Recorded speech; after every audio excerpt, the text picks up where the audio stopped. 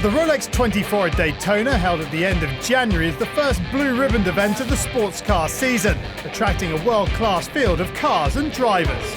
For me, this is always one of my most favorite races to be a part of. It kicks off my year. It's such a prestigious race because you got so many names from so many different varieties of racing. To have the opportunity to win in 2006 and then last year, yeah, it's a tough race. You know, to get everything going in the right direction for a 24-hour period, as anyone will tell you, is extremely tough. Everybody wants to go home with that Rolex Daytona.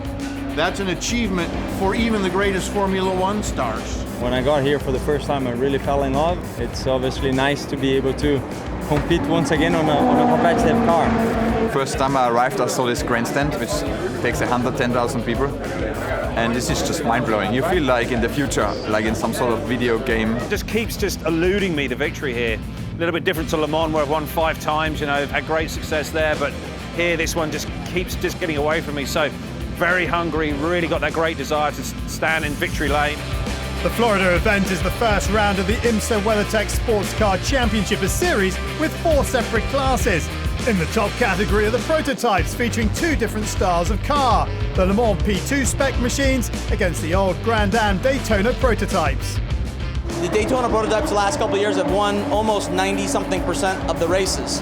And I think the series IMSA has been working quite hard to get the P2 cars a little more competitive. And as of right now, it looks that way. The other P2 cars are very strong, lap time-wise, but they're still a little unproven over a long distance, and the Daytona prototypes and the Corvettes are very strong over the 24 hours. And you know, we're gonna have to push hard to find the outright pace of the P2s, but I'm sure we'll be fighting for a win at the end. It was the GTLM class, however, which was attracting much of the attention. Arguably the most competitive of the classes, Daytona marked the return of a works Ford entry after many years' absence from sports car racing. It's absolutely amazing program. Yeah, it makes me absolutely proud to be part of that. Yeah, 50 years after the one Le Mans coming back, and the whole thing here, starting here in Daytona, 24 hours in January. It's also a great thing. We're a 2-time defending champion of the manufacturer's title, so there's a big target on our back.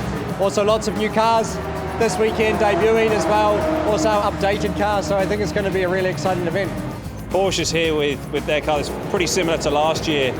So they're the only people that we really know, you know, how good they are. You know, everybody else, we're just sort of feeling it out. We have the new car, the 488 is turbocharged, so a new challenge for Ferrari. It looks nice, but we see after the race.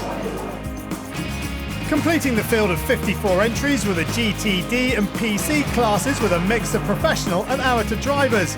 But despite the different machinery, the drivers had one thing in common: a lack of dry running in practice and qualifying as they prepared to survive 24 hours of Daytona. It is hard around here. You do have to really keep focused, and you mentally, it can be a little bit more stressful here than, say, somewhere like Le Mans, where you always got to keep your eye out for the unexpected, because whether you bank on it or not, you're pretty sure that it's going to happen at some point with you here during the race. Seldom does the fastest car win, and just reliability, staying out of the garage, and being consistent is everything. And if you're half a second faster or slower, probably doesn't mean a whole lot. You got to be on your toes. There's a lot of mistakes that happen. You just hope that you're not the one making the mistakes. Throughout the course of the night, just never really let your guard down. And then you get through with 2 to 3 hours to go, really kind of hammered down. With a great race in prospect, fans of sports car racing had flocked to Florida's motorsport mecca for the first big event of the season, and a carnival atmosphere was developing in the infield. The greatest race on the IMSA schedule, and we love camping out here. To be surrounded by so many people that live and breathe the same thing, they get the same goosebumps from all the same sounds. If you are a race fan, this is where you need to come. It's great for us. We come from San Juan, Puerto Rico. This is our 3rd year, and we have a lot of fun. Daytona has risen, and 2016's IMSA WeatherTech Sports Car Championship is ready to race. 54 cars representing a truly international field, and the season gets underway in the best possible way on the high banks at Daytona.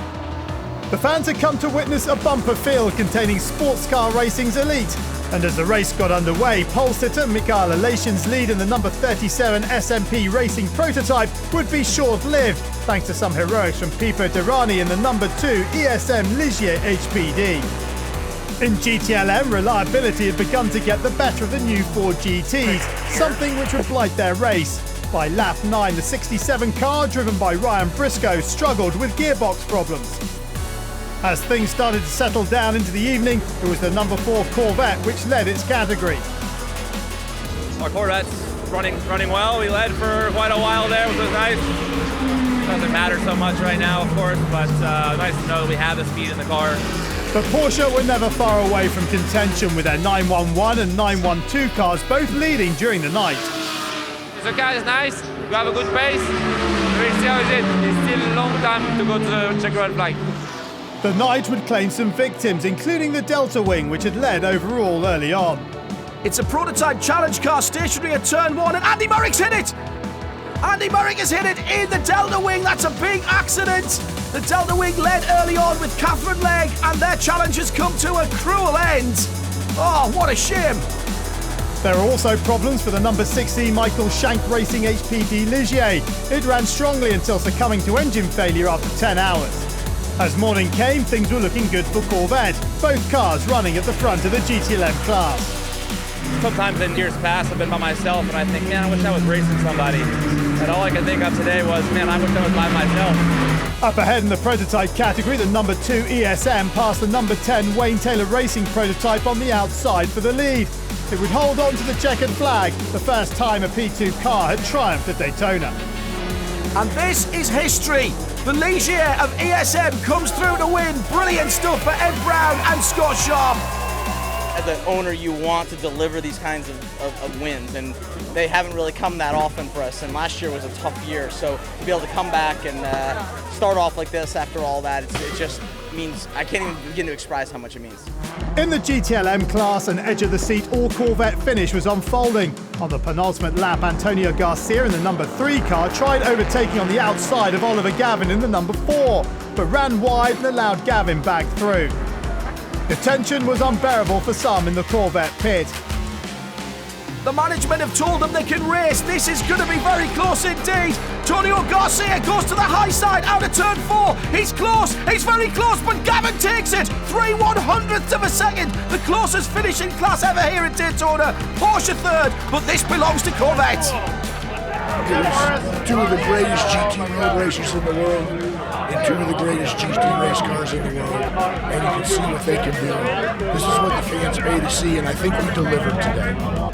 What a race. I mean, I was waiting just up in the pit stand there, waiting for the call from the engineers to say, okay, you know, with 20 to go, okay, let's just hang here, and 15 to go, 10 to go, 5 to go, and they let them race all the way to the very end. It was everything that we had, and Antonio nearly got by me. He was past me on the outside and then sideways, and then I was trying to get back by him, and I was so close, but you know, we didn't touch. It was great respect between the 2 of us, and it was, yeah, amazing racing.